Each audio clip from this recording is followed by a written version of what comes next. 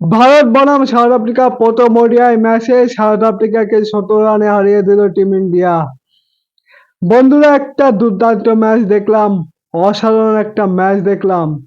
প্রথমে বিরাট কোহলি সেঞ্চুরি, মানে ২ বছর পর কালকে বিরাট কোহলি সেঞ্চুরি পেল। লাস্ট পেয়েছিল যে সেই ২০২৩ ওয়ার্ল্ড কাপ সেমিফাইনালে নিউজিল্যান্ডের বিরুদ্ধে। আর ২ বছর পরে কালকে বিরাট কোহলি সেঞ্চুরি পেল। খুব ভালো ইনিংস খেলেছে, ১২০ বলে ১৩৫ রানের একটা দুর্দান্ত ইনিংস। তারপরে রোহিত শর্মা কালকে শুরুটা দুর্দান্ত করেছিল, ৫৭ রান করেছে এবং বিরাট কোহলির সাথে ১৩৬ রানের পার্টনারশিপ করেছে। এবং জয়সওয়াল কালকে তার ক্যারিয়ারের ডেবিউ করে তেমন কিছু করতে পারেনি, মাত্র ১৮ রান করে।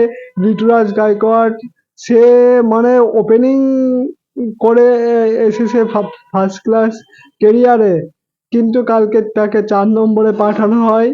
সেও তেমন মানে কিছু করতে পারেনি, মাত্র ৮ রান করে ডুয়ার্ট ডেভিসের কাছে একটা দুর্দান্ত ক্যাচ দিয়ে, মানে দুর্দান্ত ক্যাচ ধরেছে ঋতুরাজ গায়কোয়াড়ের ক্যাচটা।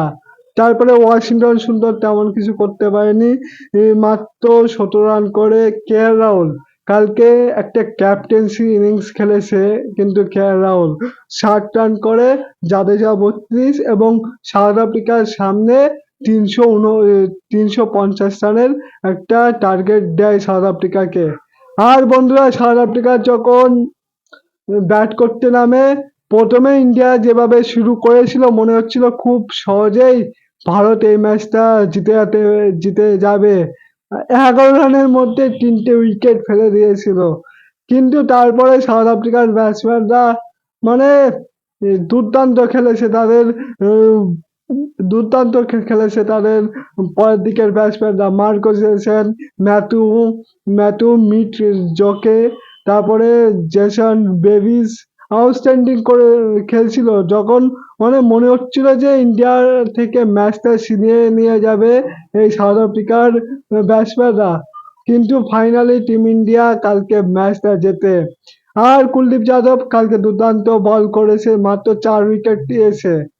আর ভারতের ফাস্ট বোলিং এর কথা কি বলবো, তারা তো উইকেট পেয়েছে, কিন্তু যেখানে বুমরা নেই, সিরাজ নেই, শামি নেই, এরকম বোলিং পারফরমেন্স আশা করিনি। উইকেট তো পেয়েছে, কিন্তু তার পাশাপাশি তারা বোলিংয়ে রানও দিয়েছে। তো কালকে টিম ইন্ডিয়া একটা ভালো ম্যাচ জিতে গেছে। তো কালকের ম্যাচটা কেমন লেগেছে অবশ্যই কমেন্ট বক্সে মেনশন করো, আর ভিডিওটা ভালো লাগলে সাবস্ক্রাইব করে দিও, আর ফেসবুক থেকে দেখে রাখলে ফলো করে দিও।